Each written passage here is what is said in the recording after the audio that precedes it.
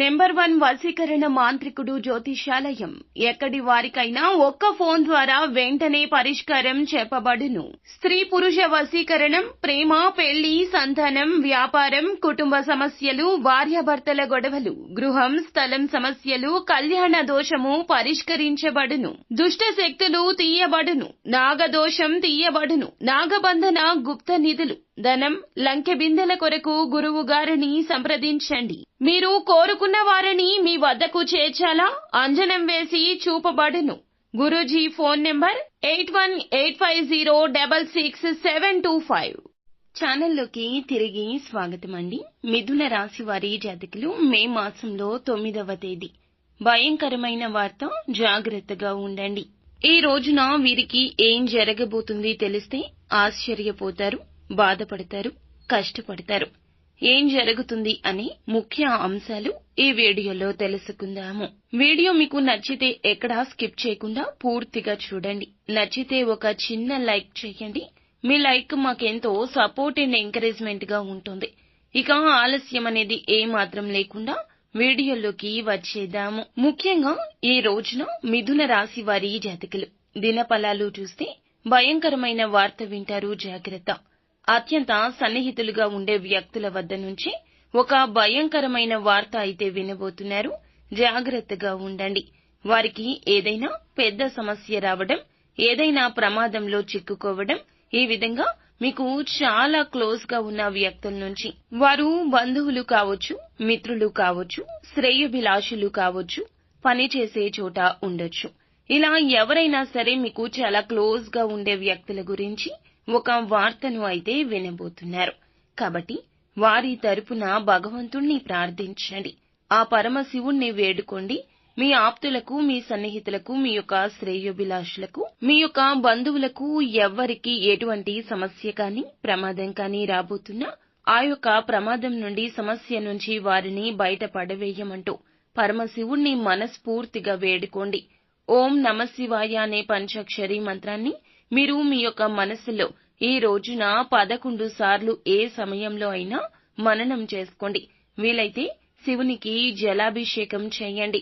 ఒకవేళ వీలైతే చెంబుడు నీళ్లు తీసుకుని దాంట్లో కొంచెంగా తేనె, పాలను కలిపి ఆ నీటితో శివునికి అభిషేకం చేయండి. పరమశివుడు సంతృప్తి చెందుతాడు. కోరుకున్న కోరికను తప్పక నెరవేరుస్తాడు. వారి తరపున భగవంతునికి తప్పక ప్రార్థించండి. వారికి ఉన్న సమస్య వారి దరిదాపుల్లోకి రాకుండా పారిపోతుంది. ఒకవేళ మీరు ఎక్కడైనా కార్యాలయంలో ఉన్నారు, పని చేసే చోట ఉన్నారు, శివునికి అభిషేకం చేయడం వీలు కాదనుకుంటే ఓం నమఃశివాయ అనే పంచాక్షరి మంత్రాన్ని 11 సార్లు మనసులో మననం చేసుకోండి. వారి తరపున భగవంతుణ్ణి ప్రార్థించండి. పరమశివుడు వారిని కాపాడతాడు. ఇక మిగిలిన అంశాలు చూస్తే ఈ రోజున మిశ్రమంగా ఉందండి. వ్యాపారస్తులు వ్యాపార జీవితంలో ముఖ్య నిర్ణయాన్ని తీసుకోబోతున్నారు. వ్యాపారాన్ని విస్తరించాలని ఎదురు చూస్తుంటే ఒక అవకాశం చేయి దాకా వచ్చి చేజారిపోతుంది. మరికొంత సమయం పడుతుంది. సంయమనం అవసరము. భాగస్వామ్య వ్యాపారాలకు చిన్న చిన్న విభేదాలు ఉంటాయి, జాగ్రత్త.